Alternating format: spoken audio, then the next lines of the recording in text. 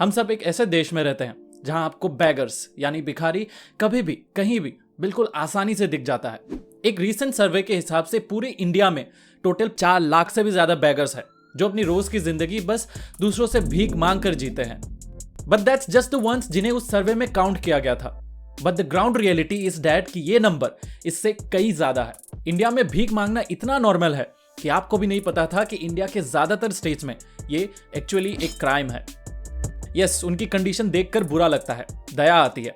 उनसे एक बार आंख मिला लो तो उनको बस कुछ पैसे देने से हम खुद को रोक नहीं सकते हैं। But I am really sorry in advance because ये वीडियो शायद आपके अंदर के उस अच्छे इंसान का नजरिया चेंज कर सकता है, क्योंकि आज मैं आपको बैगर्स की एक अलग साइड, एक दूसरी साइड, एक डार्क साइड दिखाने वाला हूं।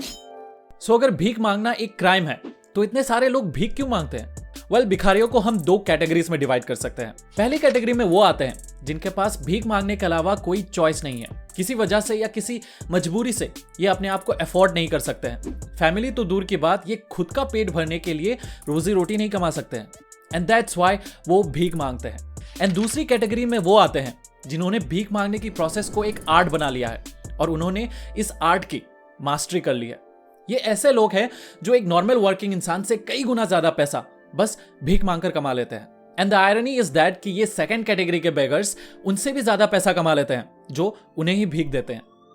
कुछ बेगर्स तो ऑर्गेनाइज्ड गैंग बनाकर भीख मांगते हैं जिनमें ज्यादातर बच्चे होते हैं। ये बच्चे भीख मांगने के कई स्ट्रेटेजीज लगाते हैं, जैसे ये ग्रुप्स में डिवाइड हो जाते हैं और अलग अलग लोकेशंस जैसे रेलवे स्टेशंस, इंपॉर्टेंट मॉन्यूमेंट्स, मंदिरों, मस्जिदों, टूरिस्ट डेस्टिनेशंस और ऐसे जगहों में भीख मांगने के लिए बट जाते हैं जहां लोगों की भीड़ रहती है और दिन के खत्म होने पर अपने गैंग लीडर को एक बहुत बड़ा शेयर भी देते हैं।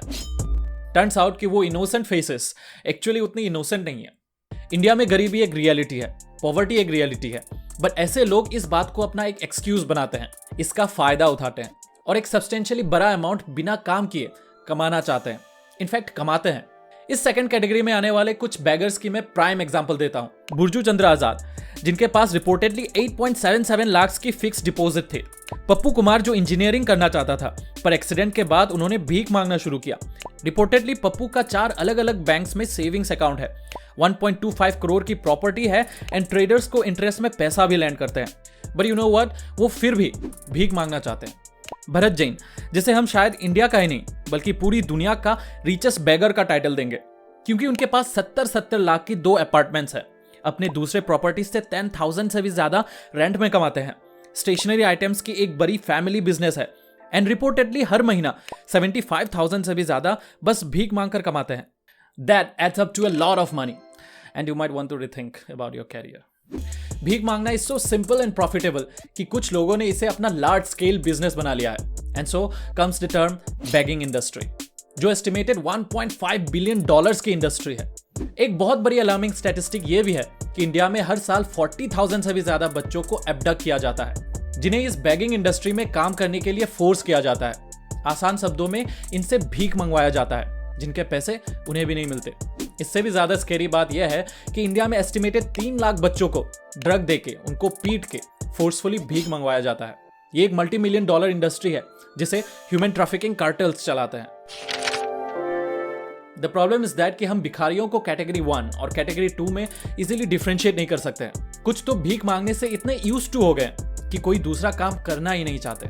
यह हमारे देश में बेकार या दूसरों के ऊपर डिपेंडेंट लोगों की नंबर को बढ़ाता है, जो कंट्री की प्रोग्रेस में बिल्कुल काम नहीं आती। चाइल्ड बैगर से डील करने के लिए कोई स्ट्रिक्ट लॉ नहीं है and so the police they don't even care. यह हम और आप जैसे लोगों के लिए भी प्रॉब्लम बन चुका है, क्योंकि बैगिंग अब एक स्कैम बन चुका है जहां हमें कई तरह के ट्रिक से अपना पैसा देने के लिए ल्योर किया जाता है। सो इट्स रियली इंपॉर्टेंट कि हम इस कैटेगरी 2 के भिखारियों से डील करना सीखें। कुछ लोग कहते हैं कि इंडिया में ज्यादातर भिखारियों को पूरी तरह इग्नोर कर देना चाहिए। यस, ये एक हार्टलेस एक्ट है, ह्यूमैनिटी के अगेंस्ट है। But if we look deep into it तो ज्यादातर बैगर्स हेल्दी एंड काम करने लायक होते हैं। जब ऐसे लोगों को इजी मनी मिलती है तो ये उनका एडिक्शन बन जाता है और ये भीख मांगने के अलावा कोई दूसरा काम करना ही नहीं चाहते। एंड इनफैक्ट विद टाइम इनकी नंबर बस ग्रो करने लगती है। कई जगहों में अगर किसी एक बैगर को हमने कुछ पैसा दे दिया तो हमारा ये गेस्चर दूसरे कई बैगर्स को भी अट्रैक्ट करती है। सो अगर आप उन्हें हेल्प करना ही चाहते हैं तो एक समय में 10 या 20 रुपए से ज्यादा ना दे। किसी जगह पर पहुंचने पर नहीं बल्कि उस जगह को लीव करने पर ही पैसा दे। and avoid fit and healthy beggars. Because helping them is not actually helping them. Instead, हम एक inhuman industry को बढ़ावा दे रहे हैं. Yes, you're kind, but your kindness might be feeding a dark world.